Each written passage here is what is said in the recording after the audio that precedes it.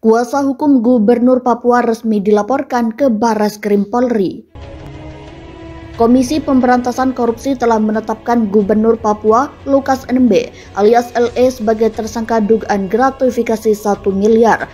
Namun dalam perjalanan proses hukumnya, penyidik KPK mendapati hambatan. Salah satunya tindakan atau upaya mengaburkan fakta yang dilakukan dari tim kuasa hukum LE Dr. Stefanus Royrani CS. Dengan mengklaim bahwa langkah penegakan hukum tersebut ditunggangi kepentingan politik oknum tertentu, seolah-olah penetapan tersangka LE dikarenakan ada kepentingan politik. Kepala BIN ikut mengintervensi situasi kehidupan politik di tanah Papua.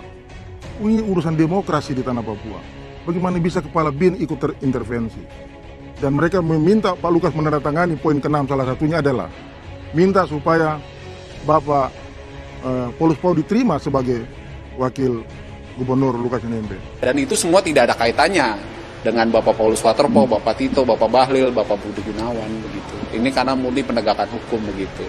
Dan kami menyebutnya ini sebagai koruptor strike back atau serangan balik dari para koruptor. Pernyataan kuasa hukum LE tersebut dinilai sesat dan menyesatkan, bahkan mengandung kebohongan dan fitnah.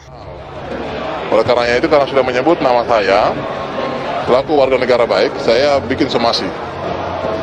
Dan somasi itu sudah dilayangkan 2 kali 24 jam dan sudah diterima oleh yang bersangkutan. Kemudian tidak memberikan klarifikasi, sehingga hari ini kami melaporkan di Barreskrim Polri. Komjen Pol Dr.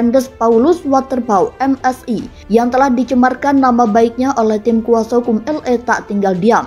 Somasi pun dilayangkan melalui kuasa hukum yang ditunjuk dari Harpa Law Firm.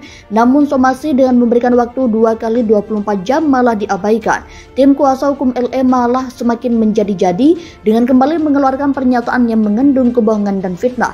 Kuasa hukum Komjen Pol Paulus Waterpau, Herianto SHMH, langsung tancap gas dengan melaporkan tim kuasa hukum LE ke Barreskrim Mabes Polri atas kesengajaan mengeluarkan pernyataan tidak mendasar itu.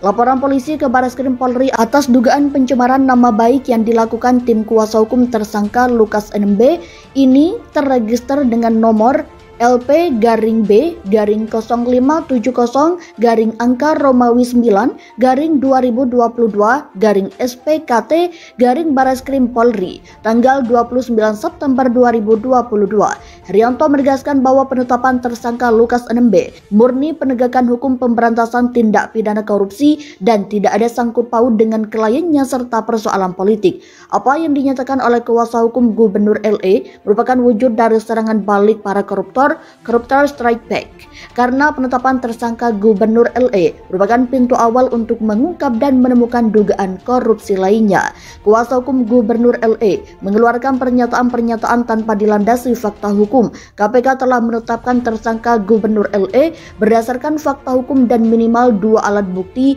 sebagai KUHP dan Undang-Undang Tipikor. Jelas Herianto dalam keterangan persnya yang diterima Korri.com pada Kamis. Herianto menuturkan bahwa apa yang dilakukan kuasa hukum Gubernur LE sama persis dengan yang dilakukan pengacara Frederick Yunadi ketika membela mati-matian terdakwa Setia Novanto beberapa tahun silam.